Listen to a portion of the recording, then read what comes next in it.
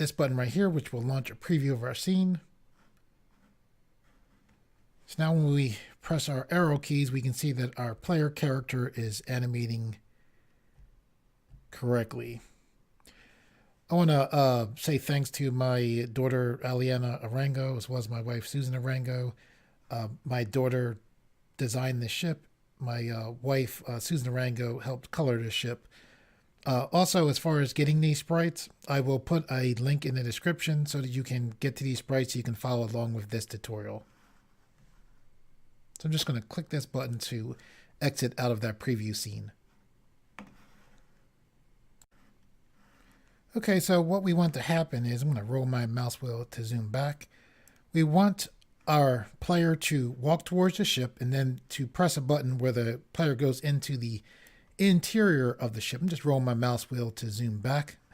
I'm going to click here to get rid of that properties panel. I'm going to click right here to have us show our property manager window. Now, the reason why we set up the animation for the player first is because what we want to do is we don't want to have to, if possible, repeat actions.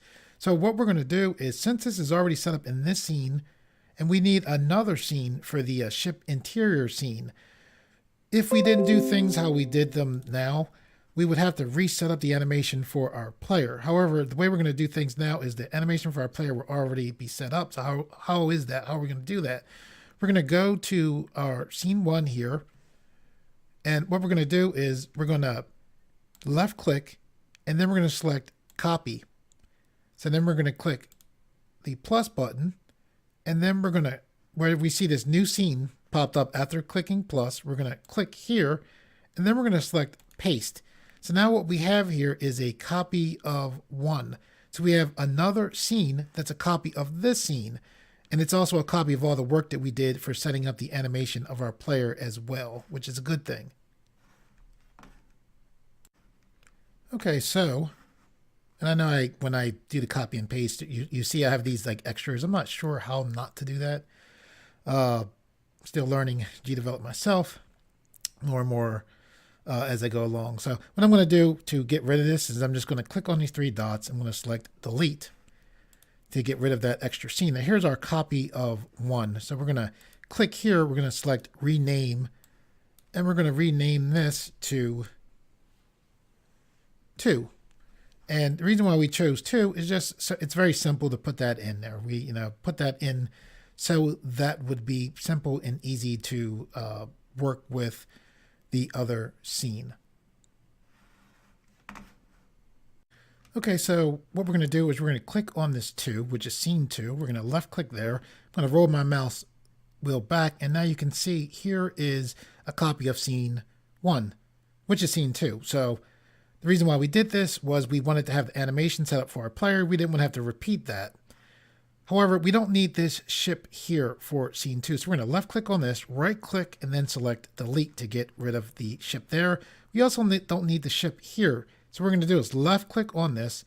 We're going to left click here and then select delete here. Then I'm going to click OK. And you'll see that when I click back to, I'm going to close this project panel. I'm going to click that. You can get that back, by the way, by just clicking there.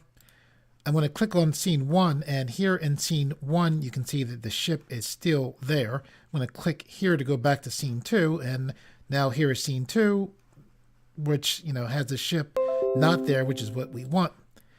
So now we're ready to bring in our ship interior scene. Okay, so what we're going to do is go to our upper right to where we see click to add a new object. We're going to click this plus button. We're going to go to sprite. We're going to change this name, the object name, to ship, capital I, and then spell out the rest of interior. We're then going to go to the plus button to the right, the plus button to the left. We're going to go to where our sprites are at. We're then going to click on ship drawing 1, click open.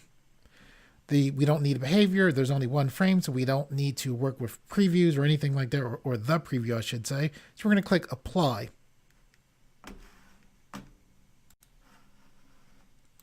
Okay, now what we're going to do is left click on ship interior. We're going to drag this out. So here's our ship interior. Now I'm purposely putting this over top of our player. We don't want the ship to be over top of our player. We want the player to be over top of the ship. How do we do this? Well, the way we can do this is I'm going to click to take away this project menu here. Underneath here, you can see our properties menu. See this Z order? Whatever is lower will be more in the background. So this is set for 2. So I'm going to change this to 1. And just by doing that, well, now they're on the same. Basically, for the background, you want to have this be a lower number. For the foreground, you want this to be a higher number. So what I'm going to do with this is I'm going to make this just 2 for our player. Now I want the player is supposed to be able to walk around the ship. So I'm going to zoom back. I'm going to hold shift to constrain our proportions. And I am holding shift. I'm letting go of shift now, making our ship big enough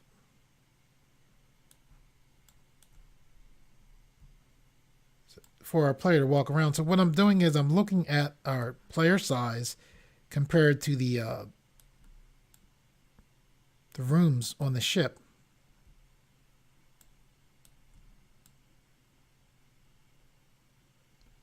I think I want the player to start off here. Rolling the mouse wheel back, holding shift.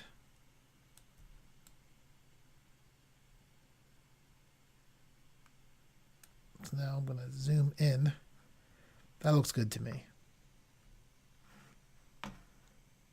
Okay, so we have our player interior selected.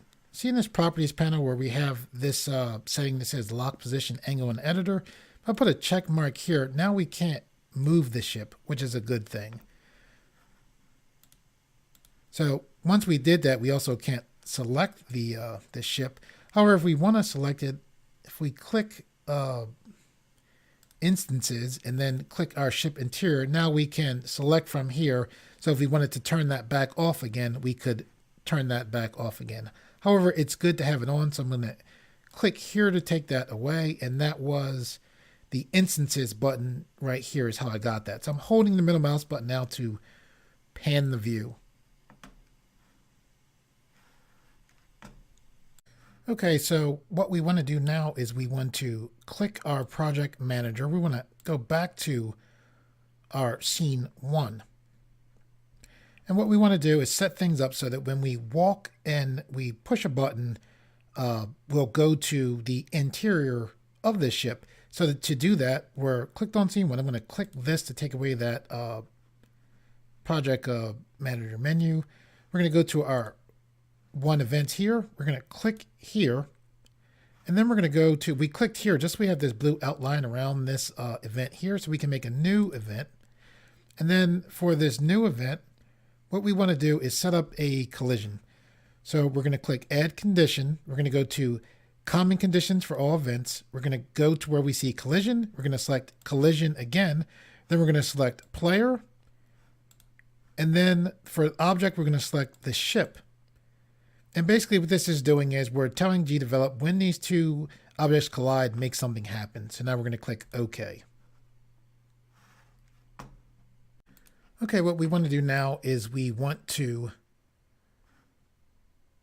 make sure we're selected on here. So we have this blue outline around here. Now what we want to do is add 2 sub-events to this event. So we're going to go to our sub-event button. We're going to click this twice.